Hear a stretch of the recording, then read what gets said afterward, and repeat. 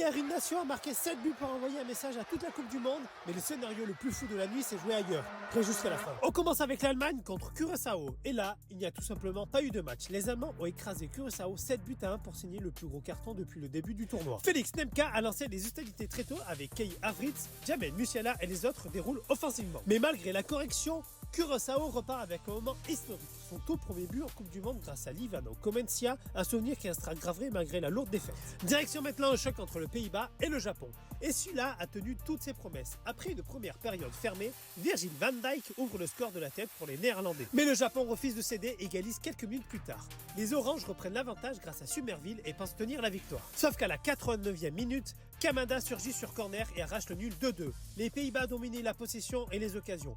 Mais le Japon a encore montré pourquoi cette équipe est l'une des plus difficiles à battre dans ce tournoi. Troisième rencontre, Côte d'Ivoire contre Équateur. Match très fermé, très tactique, avec peu d'occasions franches. L'Équateur a touché le poteau à 2 reprises et semblait proche de repartir avec au moins un point. Mais à la 90e minute, Diallo délivre les éléphants et offre une victoire 1-0 à la Côte d'Ivoire. Un but qui pourrait peser très lourd dans la course à la qualification. Et on termine avec la démonstration de la Suède face à la Tunisie. Victoire 5 buts à 1 pour les Suédois.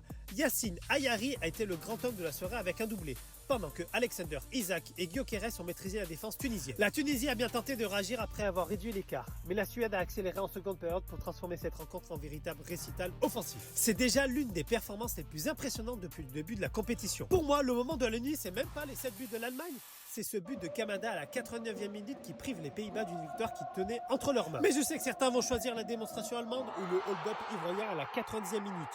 Alors dis-moi, quel a été le moment le plus marquant de cette journée de la Coupe du Monde? Dis-le moi en commentaire.